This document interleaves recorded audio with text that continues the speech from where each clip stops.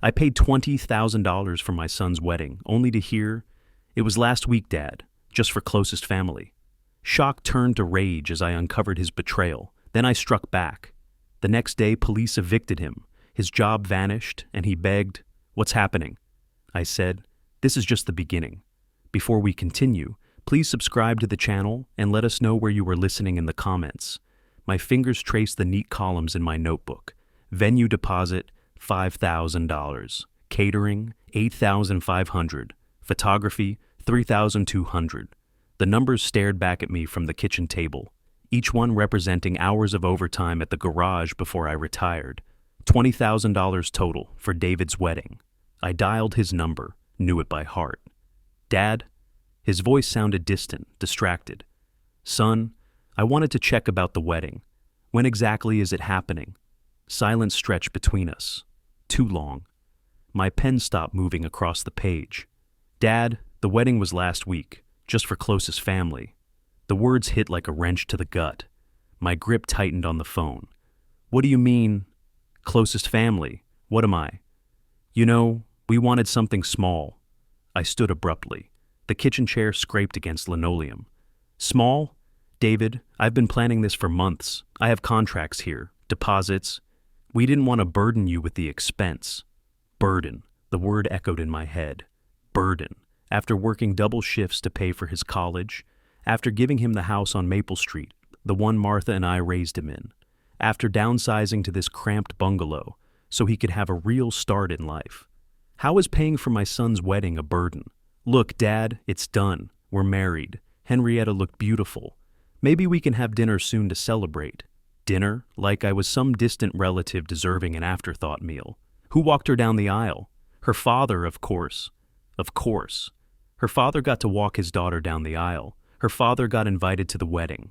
Her father didn't get a phone call 3 days later like he was an inconvenience. "David," the line went dead. He'd hung up. I threw my pen across the kitchen. It clattered against the window above the sink, then fell into the ceramic basin with a hollow ping. Through that window, bare March branches scraped against gray sky. The morning newspaper lay folded beside my coffee mug, headlines I hadn't bothered to read. My arthritis flared as I gripped the table edge. The wedding expense notebook lay open, my careful handwriting documenting a celebration I wasn't invited to attend. 20 years of being the reliable father, the provider, the safety net. 20 years of putting David first. I walked to the window, stared at those lifeless trees. Something cold settled in my chest, not the sharp pain of betrayal that had already cut through me. This was different, calculating. Martha used to warn me about giving David everything too easily. "You're making him think love equals money," she'd say. Maybe she was right. Maybe David did think I was nothing more than an ATM with a pulse. I turned away from the window, back toward that notebook full of expenses for a wedding that happened without me. That night, I barely slept. Every time I closed my eyes, I heard David's voice. Just for closest family. Like 28 years of raising him meant nothing. By morning, I knew what I had to do. I walked from the kitchen to my bedroom, pulled the step stool from the closet, and climbed up to reach the fireproof safe on the top shelf. My shoulder protested. 68-year-old joints don't forgive much. The safe felt heavier than when Martha and I first stored our important papers inside. I carried it to the dining table, entered Martha's birthday on the combination lock. The mechanism clicked open with a familiar sound that brought back memories of her insisting we keep everything organized. "James, if something happens to us, David needs to find these easily." David. Always thinking about David. I spread the documents across the oak table Martha had insisted on buying 40 years ago. House deed first, the transfer document that made David the owner of our family home on Maple Street. Property value, $180,000. I'd signed it over 3 years ago when he graduated college, wanting to give him security. Next came the college receipts. 4 years at Northwestern, $65,000 in tuition, room, and board. I'd worked overtime every weekend my final years at the garage to cover those costs. My back still ached from crawling under cars when I should have been slowing down. The wedding contracts and receipts made a bitter pile. $20,000 I'd already spent on vendors, deposits that couldn't be returned. I pulled out my calculator, the old Texas Instruments Martha bought me for managing our household budget. The tape curled onto the floor as I added up decades of financial support. College, $65,000. House, $180,000. Wedding expenses, $20,000. Car down payment when he started his job, $15,000. Emergency loans over the years, $12,000. Christmas gifts, birthday presents, helping with furniture for the new house, another $8,000.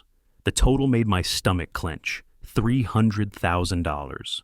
More than I'd ever made in any 5 years of my working life. I pulled out the shoebox of photographs from the safe. There was David at graduation, grinning beside his expensive car. David at Christmas last year, barely glancing up from unwrapping the smartwatch I'd spent 3 weeks researching. David at the housewarming party for the house I'd given him. Too busy impressing Henrietta's friends to properly thank his old man. I needed my reading glasses to make out the fine print on the house deed. The legal language was dense, but one phrase stood out. Transfer contingent upon responsible usage and maintenance of family property. Martha had insisted our lawyer include that clause. Just in case, she'd said. Just in case David ever stopped seeing me as his father and started seeing me as his personal bank account. I organized the documents into neat stacks, house papers in one pile, financial records in another. The life insurance policy with David as sole beneficiary went into a third stack. Bank statements showing my account balances before and after major gifts to him filled a fourth pile. The numbers told a story, my story, the story of a man who'd given everything to his son and received a phone call 3 days after the wedding as his reward. I picked up the house deed, studied the legal language that made David the owner of property I'd worked 30 years to pay off. The paper felt thin between my fingers, fragile, but paper could be powerful too, especially when it contained clauses about responsible usage. I barely slept that night either. By 9 the next morning, I was already seated at my usual corner table in Morning Brew, the coffee shop on Oak Park Avenue. The Saturday crowd was thinner than weekdays, mostly retirees like me, a few young parents with strollers. I'd chosen this table carefully. Back to the wall, clear view of the entrance. My notebook lay hidden beneath yesterday's Tribune, pen ready. Walter Hicks pushed through the glass door, right on schedule. 10 years older than me, silver hair combed straight back, still wearing the thick-rimmed glasses from his factory days. He spotted me immediately and waved. "James, good to see you out and about." "Walter, coffee's fresh." He shuffled to the counter first, ordered his usual decaf with 2 sugars, then settled across from me with a grunt. His knees cracked as he sat. We were both paying the price for decades of physical labor. "How's retirement treating you?" he asked. "Can't complain. Yourself?" "Dorothy keeps me busy enough. You know how wives are." He paused, remembered. "Sorry, James. I didn't mean—" "It's fine, Walter. Martha would have kept me busier than Dorothy keeps you." He chuckled, relaxed again. Walter had always been easy to talk to, one of those men who enjoyed a good conversation and wasn't shy about sharing neighborhood gossip. His wife Dorothy heard everything from her bridge club, her grocery store conversations, her endless phone calls with other Oak Park wives. "Speaking of family," I said carefully, "David got married last week." "Did he now? That's wonderful. Dorothy mentioned seeing that girl of his, Henrietta, at the mall recently. Beautiful young woman. Expensive taste, though." I kept my expression neutral. "Oh? Well, Dorothy saw her buying handbags at that fancy store, you know, the one with the Italian name. Said she was carrying shopping bags from 3 different places. Must have spent quite a bit." I nodded, sipped my coffee. Young couples today seem to have more money than we did at their age. Walter leaned forward, lowered his voice. "That's just it. Dorothy's not sure they do have the money. She overheard Henrietta talking to someone on her phone about credit cards, sounding stressed about payments or something." The first real piece of information. I kept my voice casual. "David works in computers, right? That should pay well." "It does, but Dorothy said she heard through the grapevine that your boy's been working late a lot lately, stressed about something at the office. You know how it is. When money gets tight, work pressure gets worse." I made a mental note. Work stress plus financial pressure usually meant someone living beyond their means. "I hope they're being sensible," I said, playing the concerned father role. "It's easy for young people to get carried away with spending." Walter nodded vigorously. "Exactly. Dorothy saw them at that expensive steakhouse downtown last month. The one where dinner for 2 runs, $200 easy. And Henrietta was showing off some new jewelry, talking about their vacation plans. Another piece. Expensive dinners, new jewelry, vacation plans, credit card stress, work pressure. Vacation plans? Something about Europe, Dorothy thought. Spring trip to Italy, maybe France. Sounded elaborate.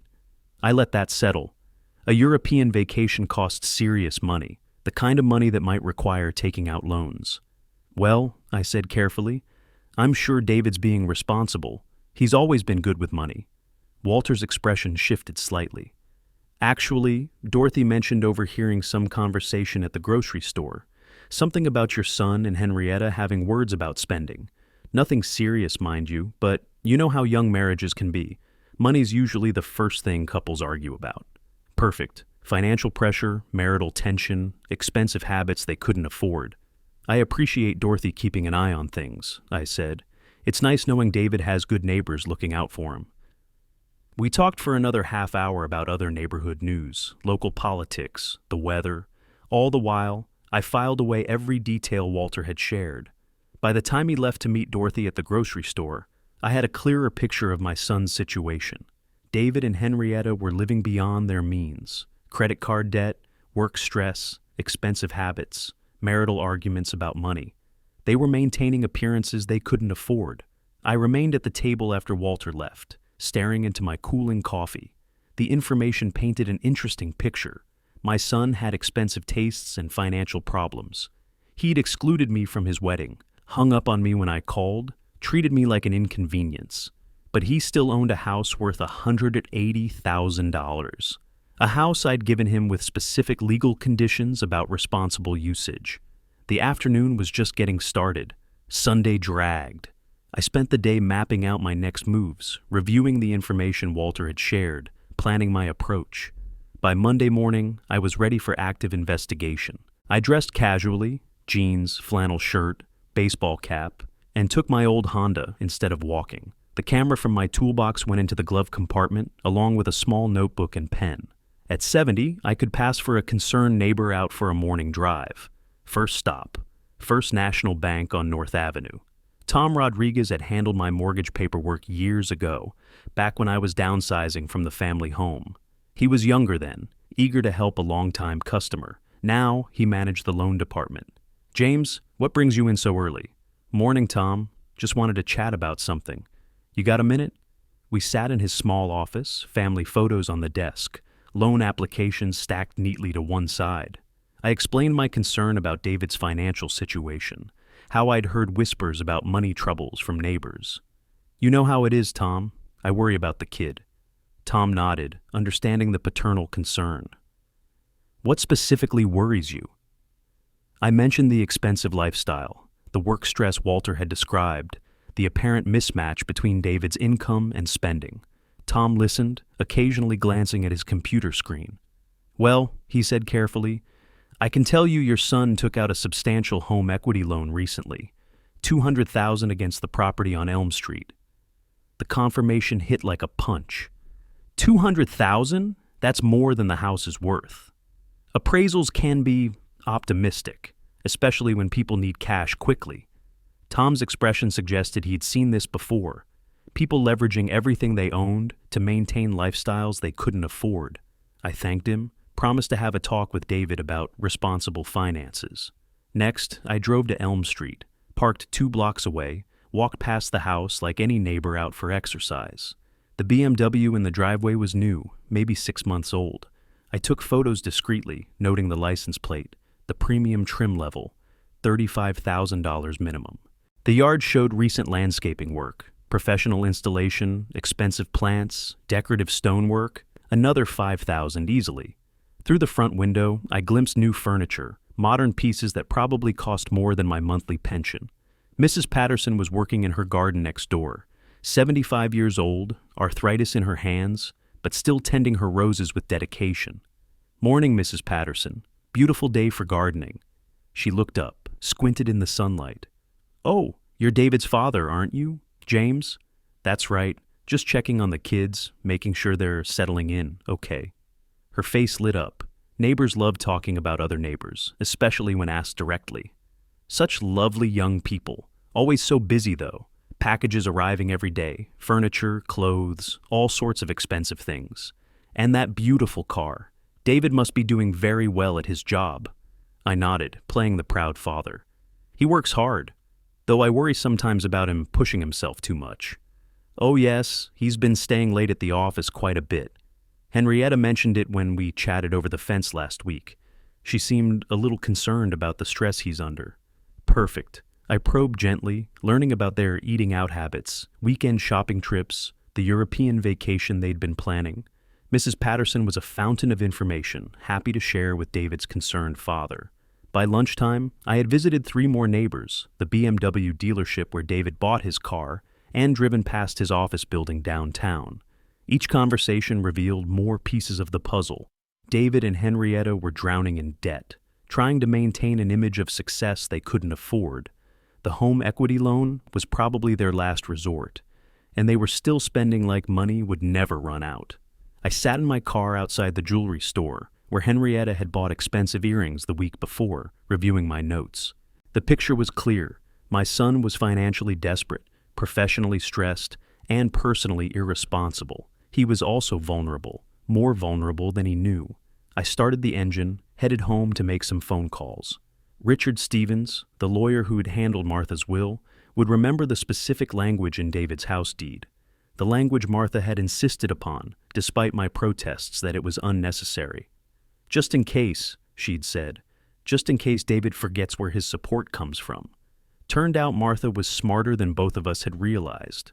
Tuesday morning found me on the train to downtown Chicago, a manila folder full of documents in my briefcase.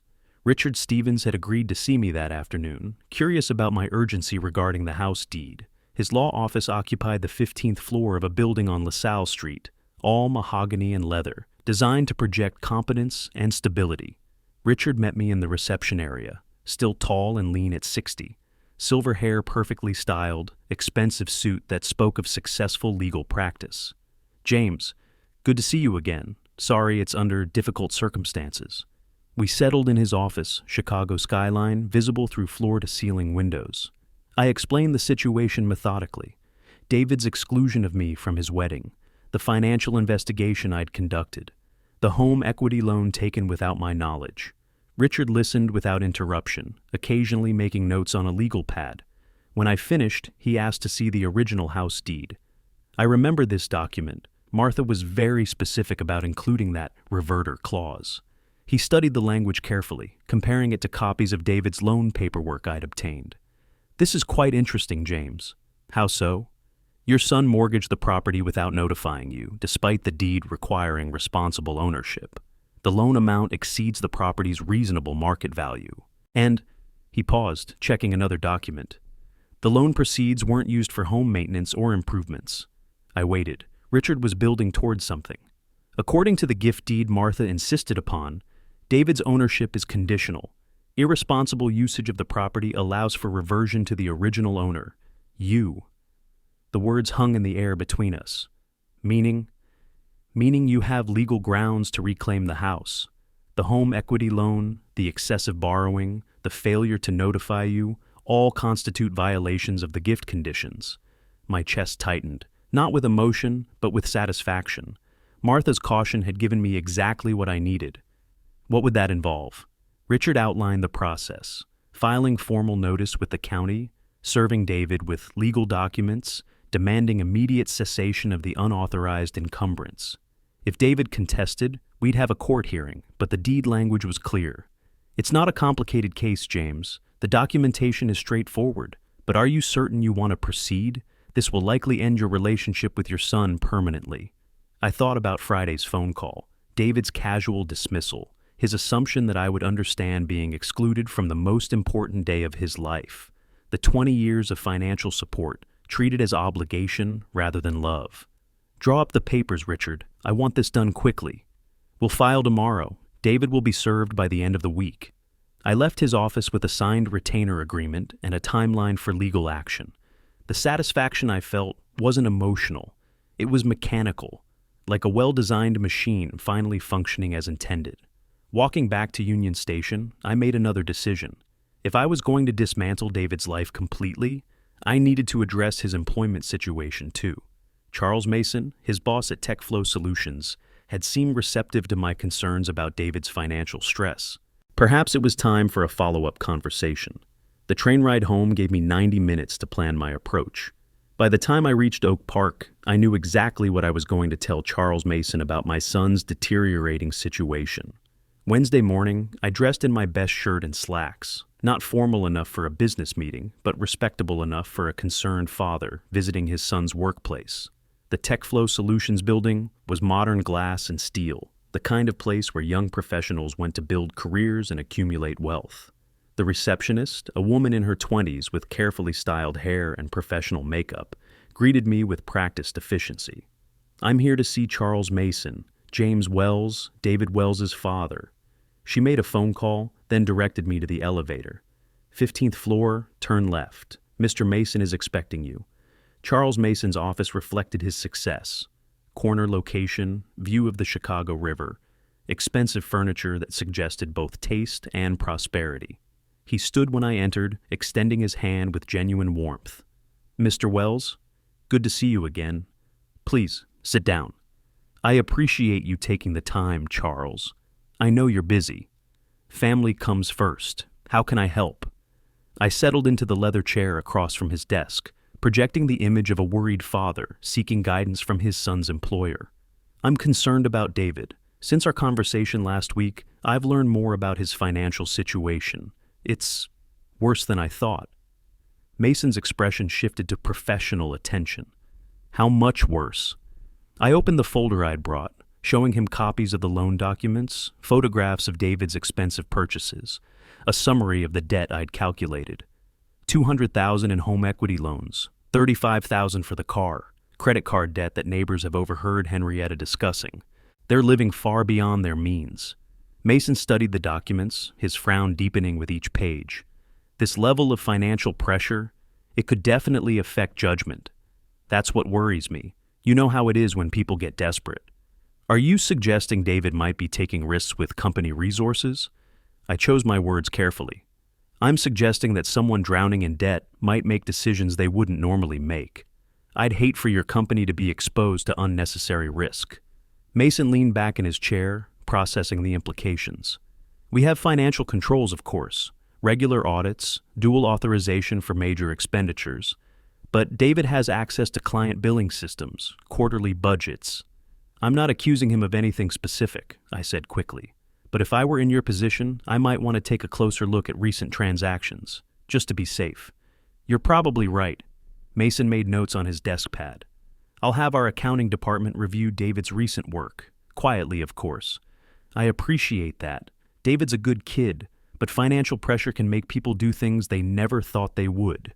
Mason nodded, understanding the implications without my having to spell them out explicitly. We talked for another few minutes about David's work performance, his recent stress levels, the importance of maintaining company security. When I left the building, I felt confident that David's employment situation would resolve itself within days. Charles Mason wasn't the type of executive who tolerated financial irregularities among his staff, even minor ones. The train ride back to Oak Park gave me time to review my progress. Legal action filed, workplace scrutiny initiated, David's financial desperation confirmed and documented. All the pieces were falling into place. By Friday, David's world would start collapsing, and unlike his wedding, I would be there to witness every moment of it. My phone buzzed with a text from Richard Stevens. "Papers filed. Sheriff's Department will serve tomorrow morning." I smiled, watching suburban Chicago scroll past the train window. Tomorrow was going to be a very interesting day. Thursday evening, Richard Stevens called to confirm everything was in motion. Friday morning, I drove my Honda to Oak Avenue, parking 2 blocks from David's house with a clear view of 1247 Elm Street. My binoculars, the same ones I'd used for birdwatching with Martha, sat ready on the passenger seat. The March air was crisp and clear, perfect visibility. I'd brought coffee in a thermos, determined not to miss the moment my legal papers reached their target. At 9:15 a.m. sharp, a sheriff's department vehicle pulled into David's driveway. The deputy, a woman in her 30s with professional bearing, walked purposefully to the front door, carrying an official envelope. David answered quickly. He'd been preparing for work, coffee mug in hand, tie hanging loose around his collar. Even from 2 blocks away, I could see his initial confusion as the deputy identified herself and explained her purpose. The conversation lasted maybe 3 minutes. David's body language shifted from puzzlement to alarm as he read the legal documents. Henrietta appeared behind him, wearing an expensive silk robe, her gestures animated even at this distance. I watched David's face change as he absorbed the implications. The deputy handed him the papers, spoke briefly about the legal process, then returned to her vehicle. David stood in the doorway long after she'd driven away, staring at the documents like they might change if he read them again. Henrietta was clearly demanding explanations. Her voice didn't carry, but her body language spoke volumes. Sharp gestures, hands on hips, the posture of someone who expected immediate solutions to problems. David pulled out his phone, made several calls. From his expressions and gestures, none of them were going well. Probably calling lawyers, trying to understand how his ownership of the house could suddenly be in question. I started my car and drove home via a different route, arriving at 10:30 a.m. Coffee freshly made, I positioned myself at the kitchen table with my phone clearly visible and the ringer turned up. The call came at 10:47 a.m. "Dad!" David's voice was strained, barely controlled panic beneath forced calm. "We're in serious trouble. They're trying to evict us from the house." I let surprise color my voice. "What? How is that even possible?" "I don't know. Some sheriff's deputy served papers saying we violated gift conditions. They want us out in 48 hours. "Gift conditions?" "David, what are you talking about?" "The house you gave me. Apparently there were strings attached I didn't know about." Now came the moment I'd been planning. "Son, you didn't take out a loan against that house, did you?"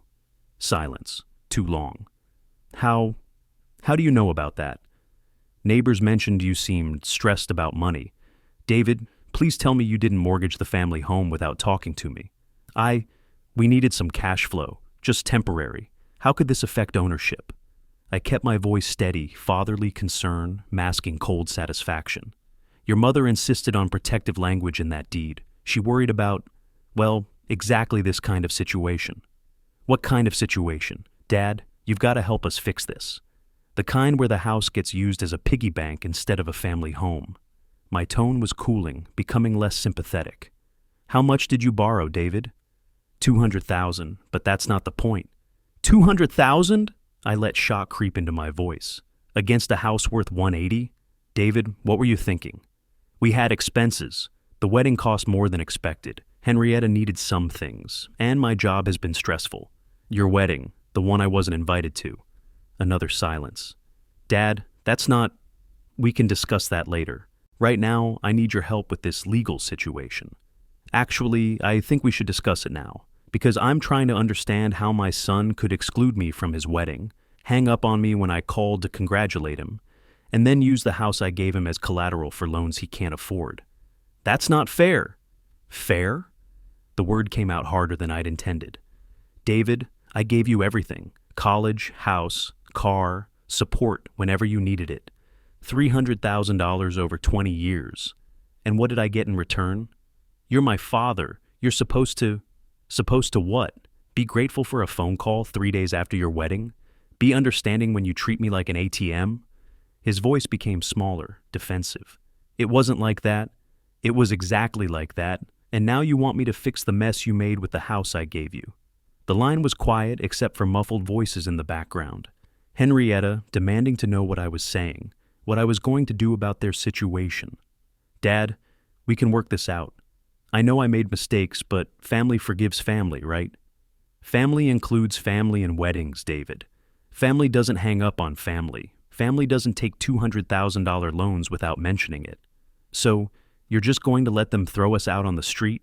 I took a breath, savoring the moment I'd been building toward for a week. "No, David, I'm not going to let them throw you out. I already threw you out. Those papers you received this morning, I filed them." The silence stretched so long, I wondered if he'd hung up. "You what?" "I had my lawyer file for property reversion. You violated the conditions of the gift. The house comes back to me." You did this? You're destroying my life?" I'm teaching you about consequences, something I should have done 20 years ago. This is insane! You can't. I hung up, turned off the phone completely, set it aside, and went back to my coffee.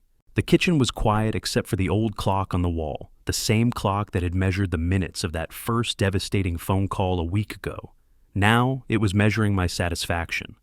David would call back, of course, probably multiple times, but I was done being available whenever he needed something, done being the safety net he could count on while treating me like an inconvenience. For the first time in years, I felt completely in control of my own life. The afternoon passed quietly. I kept my phone turned off, ignoring the repeated buzzing of incoming calls that I could see lighting up the screen. David, no doubt. Probably Henrietta, too, once she understood what had happened. At 3:00 p.m., my landline rang. The caller ID showed Charles Mason. I answered on the second ring. "Hello, Charles." "Mr. Wells, I wanted to update you on the situation we discussed yesterday." His tone was professional but satisfied, the voice of a manager who'd handled an unpleasant but necessary task efficiently. "What did you find?" "Irregularities, as you suggested we might.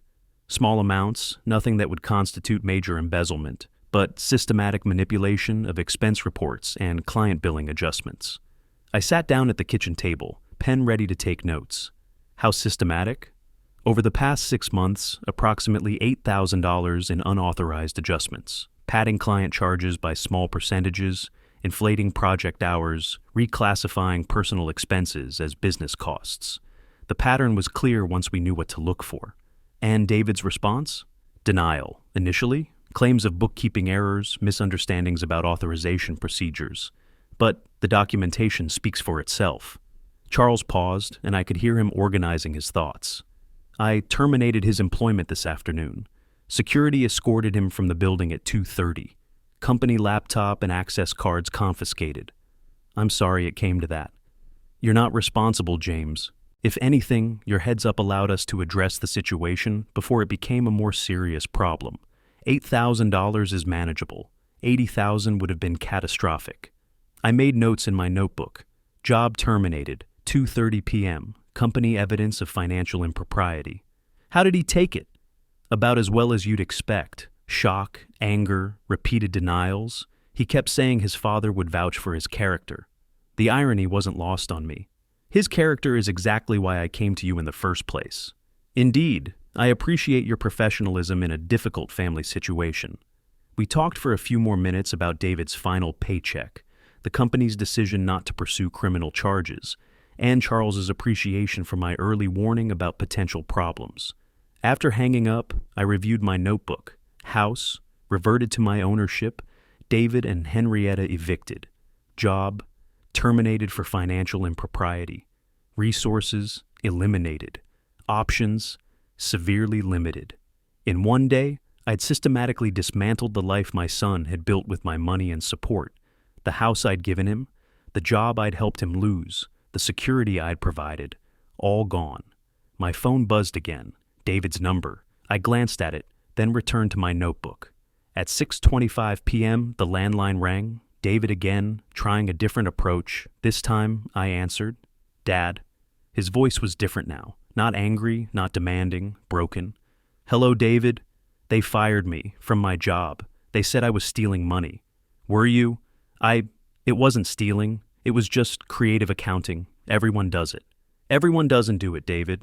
That's why you got caught and they didn't." "I needed the money, the house payments, Henrietta's expenses, trying to keep everything together. The house payments on a house I gave you for free." Silence. "David, are you beginning to understand the scope of your situation? This is you, isn't it? All of it. The house thing this morning, losing my job this afternoon. This is some kind of coordinated attack. Finally, recognition. It's a coordinated lesson in consequences. How could you destroy your own son's life? I didn't destroy anything. I just stopped subsidizing your destruction of the life I built for you." His voice cracked slightly. "We have nowhere to go, no income. Henrietta is talking about leaving me." "Then you'd better figure out how to solve those problems yourself." "I'm your son. Doesn't that mean anything?"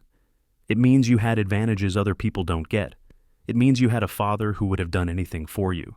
But you decided I was just a bank account with emotions." "That's not true. It's completely true. When did you last call me just to talk? When did you last visit without needing something? When did you last treat me like a father instead of a resource? No answer. David, I'm 70 years old. I don't have 20 years left to keep bailing you out of problems you create. Either you learn to appreciate what family means, or you learn to live without it. So, what happens now? Now you figure out how to rebuild your life without using mine as raw material. I hung up and immediately unplugged the phone from the wall. The kitchen was quiet again. Through the window, the March evening was settling into darkness.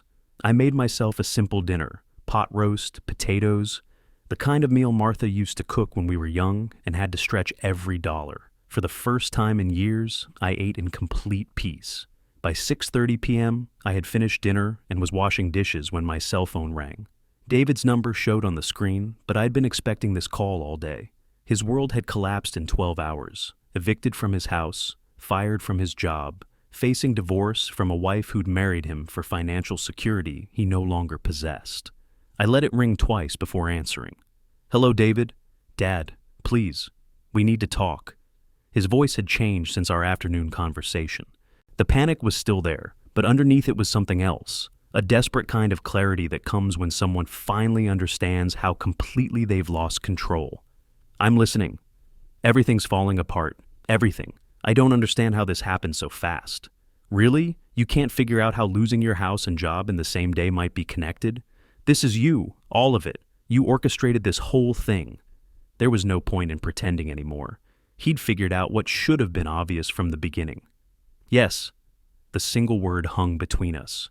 I could hear him breathing, processing the confirmation of what he'd suspected.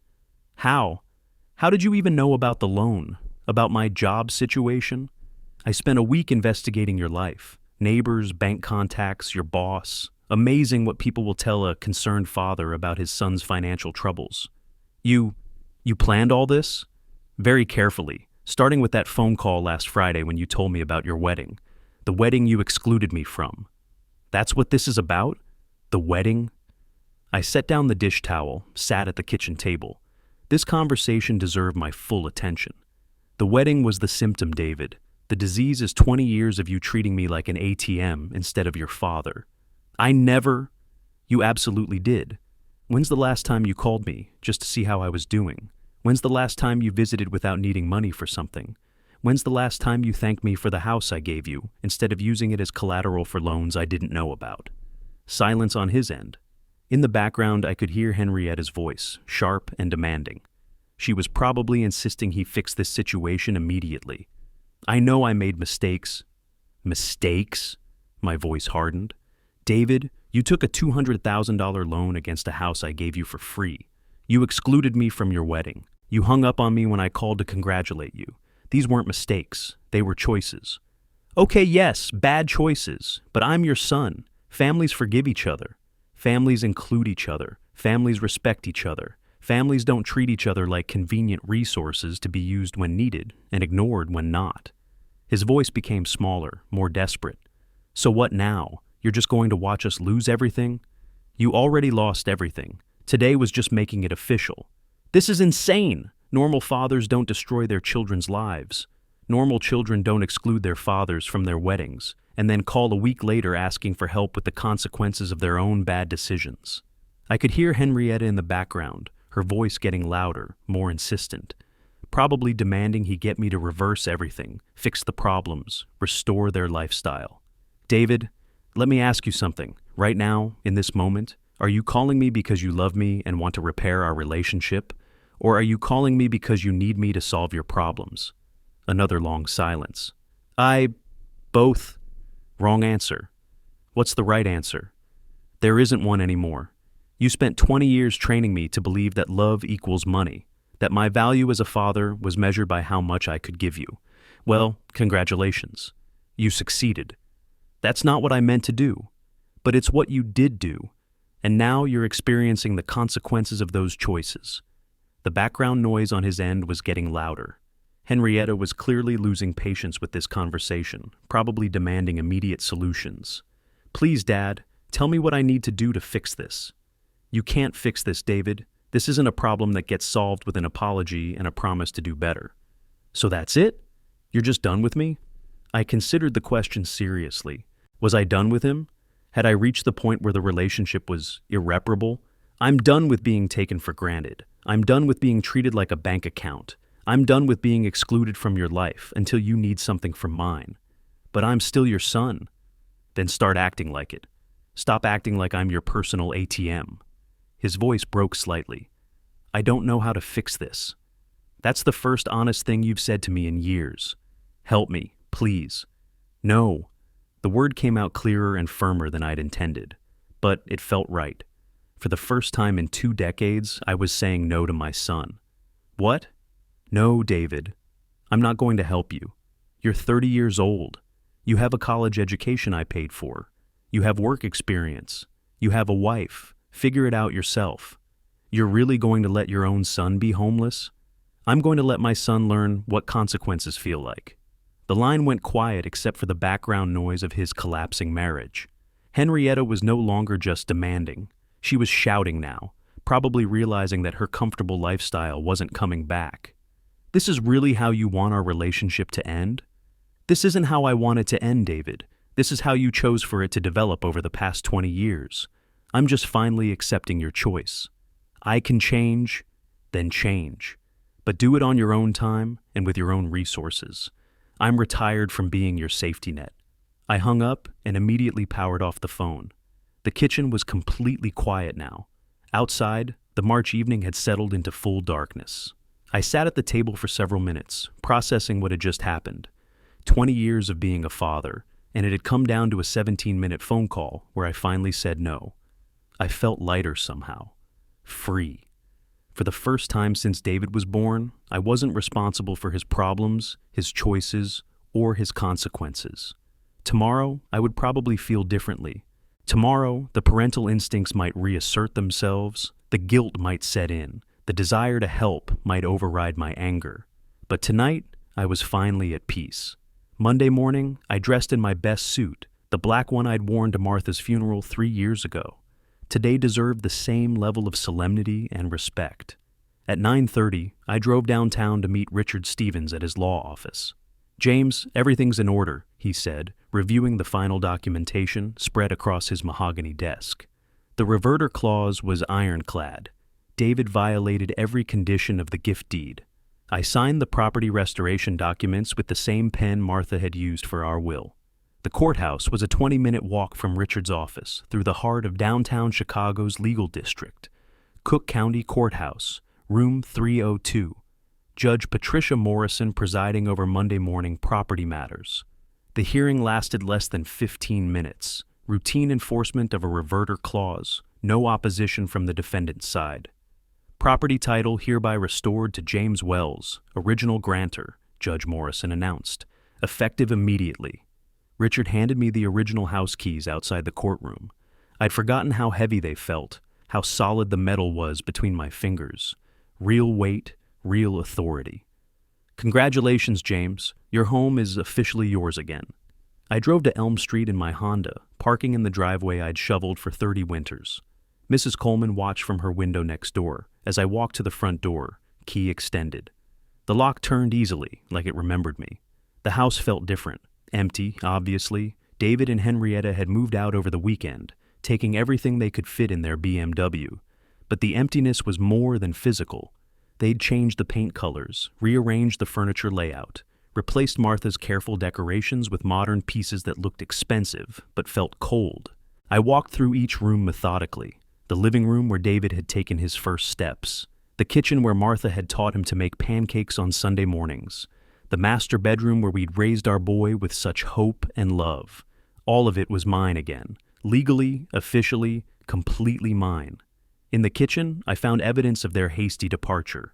Unpaid bills scattered on the counter, a coffee mug still half full in the sink, Henrietta's shopping lists taped to the refrigerator with items they'd never be able to afford. The afternoon sunlight streamed through the living room windows, illuminating dust motes that danced in the air like tiny celebrations. I sat in my old recliner, the one piece of furniture they'd left behind, probably because it was too worn to match their expensive aesthetic. From this chair, I'd watched David grow up, read him bedtime stories, helped with homework, celebrated his achievements. Now I was sitting in the same chair, having systematically destroyed the life I'd helped him build. Justice, I told myself. Not revenge. Justice. My phone buzzed with a text from Walter. Saw David's car at the roadside inn on Route 45. Thought you should know. Route 45. The cheap motel where traveling salesmen stayed when they couldn't afford better accommodations. Where desperate families lived when they'd lost everything else. I locked the house and drove toward the highway. Time to establish the terms for David's potential rehabilitation. The keys felt heavy in my pocket as I started the engine. Heavy with authority. Heavy with the power to forgive or condemn. Tomorrow, I would decide which one my son deserved. The roadside inn sat like a scar against the March sky, its neon sign flickering vacancy in weak blue letters. David's BMW occupied the spot outside room 127, though it looked different now. Dusty, one hubcap missing, a dent in the rear bumper that suggested recent desperation. I knocked on the door firmly. Whispers inside, then the sound of multiple locks being undone. David opened the door, wearing the same shirt he'd had on Friday, wrinkled now and stained with coffee. His eyes were hollow, unshaven face gray with defeat. Behind him, Henrietta sat on one of the twin beds, expensive designer bags spilled open on the floor like abandoned dreams. "Dad?" His voice was barely a whisper. "May I come in?" He stepped aside. I surveyed the room, thin carpet worn through to backing, mildew stains on the walls, highway noise filtering through windows that probably hadn't been cleaned in months. The air smelled of cheap disinfectant and despair. I took the room's single chair, forcing them to sit on the bed, like children called to account for their behavior. From my manila folder, I removed the house keys and placed them on the small table between us. Neither of them spoke. Good. They were learning. "How do you like your new accommodations?" Henrietta started to answer, but David silenced her with a look. "Dad, please. We understand now. We know we made mistakes. Do you? Tell me what you understand." David's hands trembled as he tried to formulate an answer. I treated you badly. I took you for granted. I excluded you from important things. And I used the house as collateral without asking. I borrowed money we couldn't pay back. And I... His voice broke slightly. "I stole from my company. Small amounts, but still theft. Progress? Acknowledgement was the first step toward rehabilitation. What about you, Henrietta?" She looked up from studying her manicured nails. "What about me? What did you do wrong?" Her expression hardened. "I didn't do anything wrong. I just married a man whose father turned out to be vindictive and cruel." Wrong answer. I turned back to David. "Your wife doesn't seem to understand the situation." David looked between us, caught between his father's authority and his wife's expectations. For a moment, I wondered which he would choose. "Henrietta," he said quietly, "Dad's right. We spent money we didn't have, lived like we were rich when we weren't. We took advantage of his generosity and never appreciated it. Better." I opened my folder again, removed a single sheet of paper. "I have a proposition, not an offer, a proposition with conditions." They both leaned forward, desperate for any hope. "You've lost your house, your job, your credit, your friends. You're living in a motel room that costs more per week than most people spend on groceries. You have no savings, no prospects, and a debt load that will follow you for years." David nodded miserably. Henrietta's jaw was set in anger, but she didn't speak. "I can help you rebuild, not restore, rebuild, but only if you accept certain terms." "What terms?" David asked. "First, you find employment, any employment. Stockboy, dishwasher, janitor, doesn't matter. Honest work that pays honest wages. But I have computer skills, management experience. You have embezzlement on your record. You'll take what you can get." His shoulders sagged, but he nodded. "Second, complete financial transparency. Every dollar earned, every dollar spent, reported to me weekly. For how long? Until I decide you've learned to handle money responsibly. And third," I looked directly at Henrietta, "your wife contributes through employment, not decoration. No more shopping for entertainment, no more expensive dinners, no more lifestyle purchases." Henrietta's face flushed red. "You can't dictate how we live." "I'm not dictating anything. I'm offering assistance with conditions. You're free to refuse. David grabbed her hand. Henrietta, we don't have other options. She jerked away from him. There have to be other options. Family, friends, someone. What family? David's voice was hollow. What friends? They were all impressed by our money and our house and our lifestyle.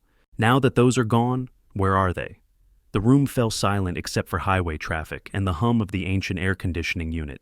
So, I asked, do you accept my terms? David looked at his wife, then back at me. What happens if we say yes?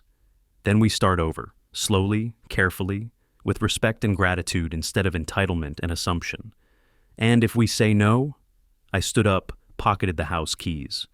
Then you figure out your problems without my help. I walked to the door, hand on the handle. Dad, wait.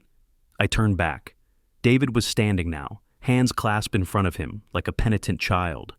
We accept, all of us, we accept your terms. Henrietta started to protest, but David cut her off. We accept.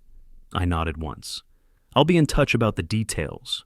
As I drove away, I could see them through the thin motel curtains, probably arguing about pride versus survival. In the rearview mirror, the roadside inn grew smaller, but not small enough to disappear entirely. Some things, once seen, stayed with you forever. Saturday afternoon brought a soft knock on my front door. Through the window, I saw David standing on the porch, wearing clean clothes that looked new from a discount store. His hair was cut short, his face shaved, his posture different. More like the boy I'd raised, less like the man who'd dismissed me. I opened the door. Come in. He removed his shoes without being asked, a gesture of respect I hadn't seen from him in years. I led him to the kitchen, to the same table where this story had begun 2 weeks ago. Coffee? Please. I poured 2 cups, used the good mugs Martha had saved for special occasions. This felt like one. Where's Henrietta?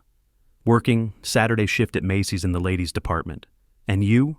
Starting Monday at AutoZone, parts counter, 40 hours a week. Good. Honest work, decent pay, room for advancement if he proved reliable. We sat across from each other, the kitchen quiet except for the old clock on the wall, measuring time that no longer felt heavy with anger. I want to apologize, David said, not because I need your help, but because I was wrong, about everything. Tell me about the wedding. His face tightened, but he didn't look away. We wanted something elegant, small but perfect. Henrietta's parents offered to pay for most of it, and their friends? They're younger, more successful. I was embarrassed about my family situation. Your family situation? Your house, your car, I thought they'd judge you. Judge us for not being as wealthy as them. The honesty was more painful than his earlier dismissal. He'd excluded me not from malice, but from shame about who I was. And afterward, the phone call? I knew I'd hurt you. I kept putting off calling, and then, when you called me, he paused, gathering courage. I was defensive because I knew what I'd done was wrong. I sipped my coffee, studying my son's face. The arrogance was gone, replaced by something I hadn't seen since he was a child. Vulnerability. What have you learned? That money doesn't make you valuable. That respect can't be bought. That family isn't about what you can provide, but about how you treat each other. And that I spent 20 years taking advantage of your love without giving anything back. We sat in silence for several minutes. The afternoon light shifted through the kitchen window, illuminating the worn table surface where Martha had served thousands of family meals. I found something yesterday, I said, standing up. From the drawer I retrieved an old photograph, Martha, David at age 10, and me at our last Christmas together before she got sick. We looked happy. Genuinely, completely happy. David's eyes filled with tears as he studied the image. I miss her. She worried about you, about us. She said I was teaching you that love equals money. She was right. I returned the photograph to its place, then sat down again. What happens now depends entirely on you. I understand. Do you? Because this isn't about earning forgiveness, David. Forgiveness assumes you did something to me, but you didn't hurt me. You disrespected the relationship that made your entire life possible. He nodded, not trying to argue or explain. Respect has to be rebuilt through actions, not words. Consistency, not promises. How long will that take? As long as it takes. I opened the freezer, removed a container I'd been saving for 3 years. Martha's chocolate cake, frozen since the day before she died. I defrosted 2 slices in the microwave, served them on her favorite plates. David accepted his slice with trembling hands, understanding the significance. We ate in complete silence, honoring the memory of the woman who loved us both enough to worry about our future together. When we finished, David helped me wash the dishes, another small gesture that spoke louder than any apology. "Same time next week?" I asked as he prepared to leave. "I'll be here." "And David? Bring Henrietta next time. She's part of this family now, whether she likes it or not." He smiled, the first genuine smile I'd seen from him in years. "I'll tell her." After he left, I sat in my recliner, watching the afternoon fade into evening. The phone rang. Walter, probably wanting to discuss the neighborhood drama he'd been observing all week. I let it ring. Some conversations could wait. For the first time in 20 years, I felt like a father instead of a bank account. And for the first time in 2 weeks, I felt like my son might actually deserve that distinction. The house was quiet, but it wasn't empty anymore. It was full of possibility, full of the chance that we might actually learn to be a family again. Martha would have been proud of both of us. If you liked this story, please like this video, subscribe to the channel, and share your impressions of this story in the comments. To listen to the next story, click on the box on the left. Thank you for watching.